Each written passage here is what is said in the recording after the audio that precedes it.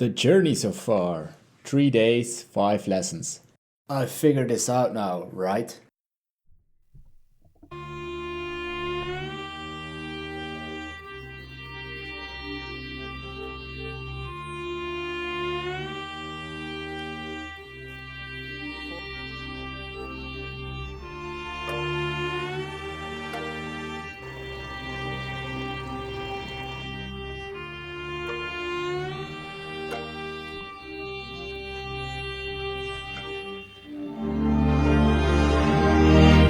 Day 4 onwards. No more lessons needed, right? See, we go body for body, I hand you a body, I'm probably a better masseuse. I really don't bother nobody, but they running by me if I gotta clear out the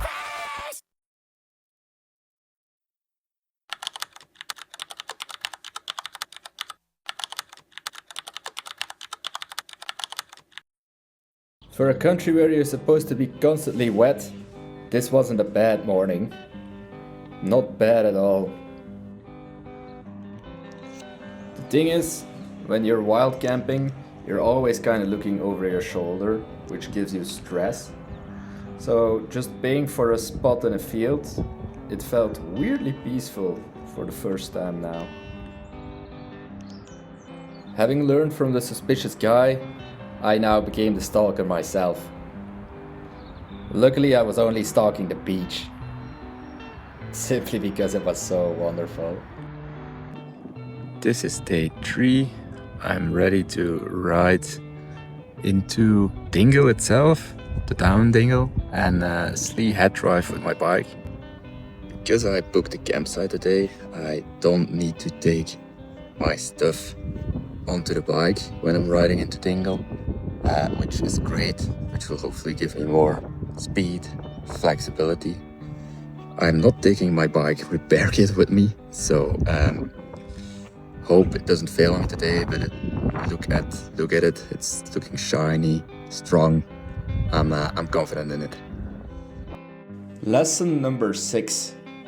A few days, you think your bike is an F1 car.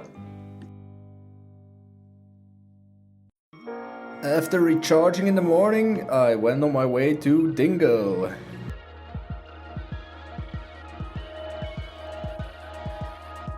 God damn it.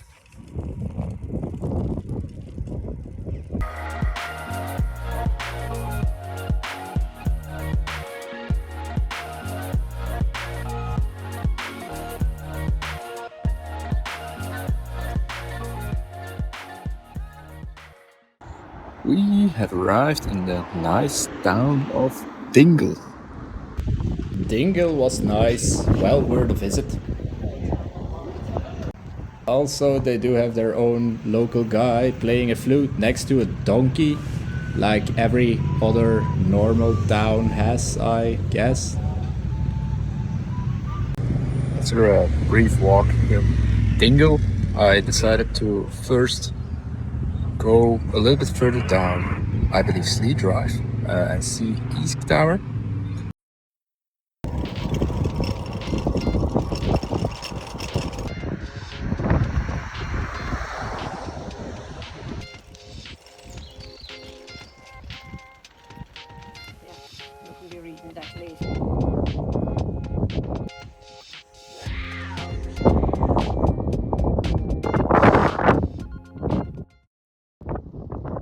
Apparently in the Dingle Bay there is a dolphin to be spotted named Fungi. Curious whether that's the boat you're trying to find. Lesson number 7. Embrace random detours. It's the best part. Afterwards went to the local pub for my first Guinness of the trip, which resulted in... It is now 5:45. I aim to leave Dingle around 4:45, but I got overconfident again, I guess. And now the weather is also getting worse, so wish me luck. I then headed home, kept on babbling a little bit into the camera in my typical boring style, had a last good look at the roads and the beautiful beach, and went into quite a peaceful night.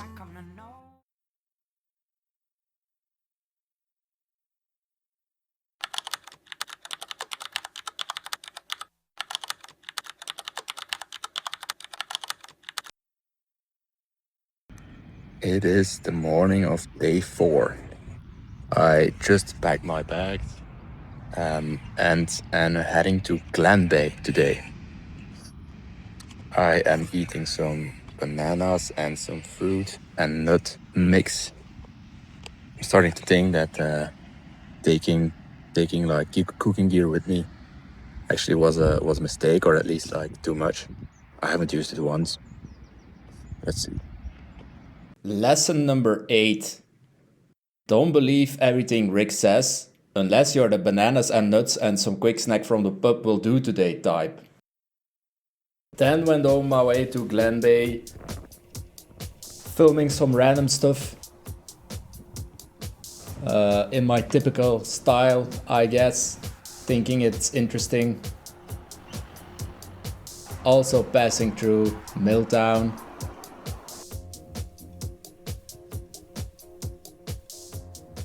On the midday arriving at Killorglin, Lorgan Killil,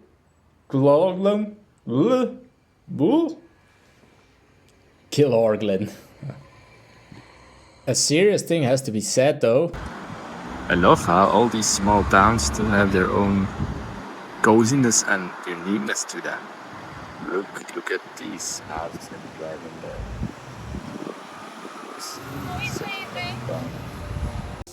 Did some really random stuff in this town and quickly went on my way again to Glen Bay. A minute outside of Killorglin.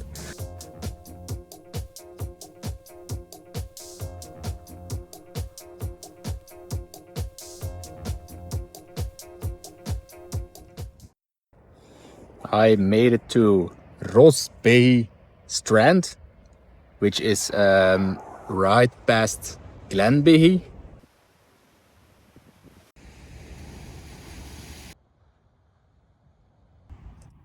I wanted to wild camp here because it's an ideal spot. But unfortunately there's like 100 signs saying not to wild camp here, and I don't want to upset the local community, I guess. I can feel it's a strong community here, so yeah.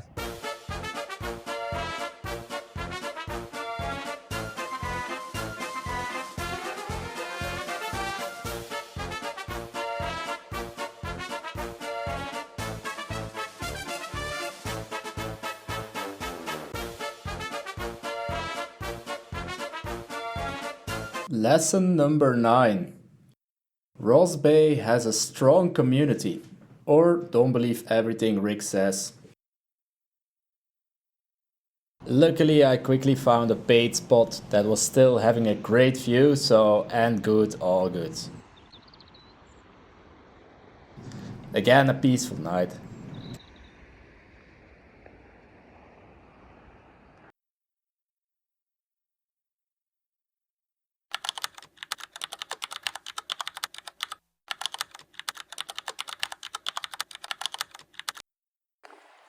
Woke up, day 5. A little bit cloudy this morning, but on to Waterville today.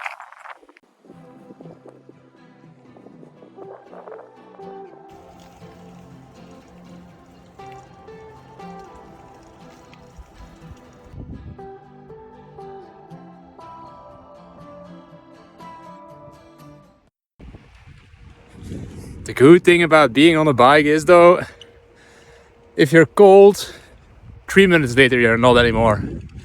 Even if the weather is fucking shit.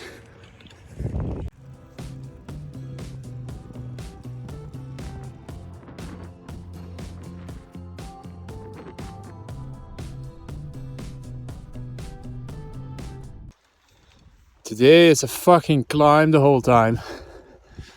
Tour de Ireland. Lesson number 10. Contrary to popular belief, cycling makes you warm, and somebody should organize Tour de Ireland. Not sure where I got this weird R pronunciation from. Maybe it's the same R in the Rick from Hasselt kind of way of saying it.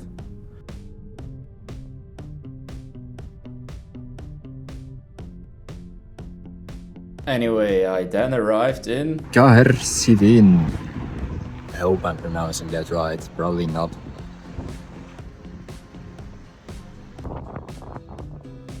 Before making my way to Valencia Island. To get to Valencia Island, you have to take this ferry. Valencia Island. Ready for a 60-second deep dive into Valencia Island? This is really cool because it feels like you're completely alone on this island. Valencia Island was where the first telegraphic cable crossed the Atlantic in 1866, linking Europe and America. There is, I believe, the Valencia Island lighthouse. The island sits closest to the wild Skellig Islands. From Braehead, you can see sheer cliffs, crashing waves and endless ocean. I unfortunately will have to skip the highest point of Valencia Island due to time constraints, but here it is. The ferry only runs from April to October, but the Port Margee bridge can be crossed all year. I had counted approximately 4 hours or something for Valencia Island, but luckily I was able to do it in less than 60 seconds, something I didn't expect myself. Anyway, I then went over the Port Margee bridge towards Kerry Cliffs.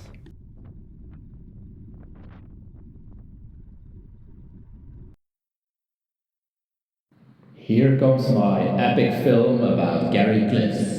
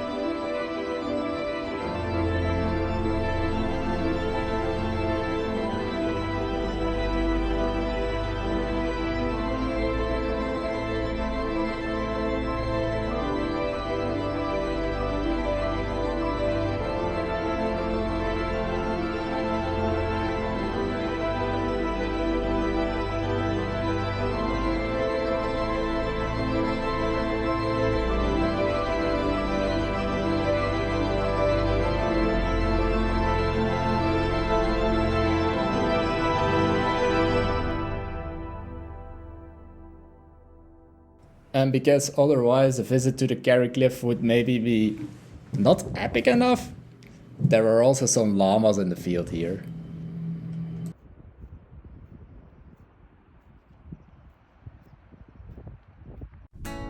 Due to the high winds, I had to go back to Valencia Island for sleeping.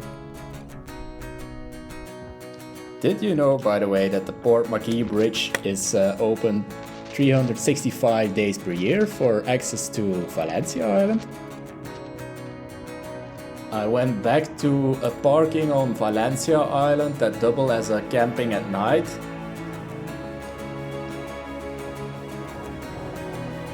Where I met these lovely Dutch people that I would have great chats with and would have meet again by coincidence another time on the island. When the blood dries in my veins and my heart feels no more pain, I know I'll be on my way to heaven's door. I know when I knock, I'll be hoping I don't drop to a place where I will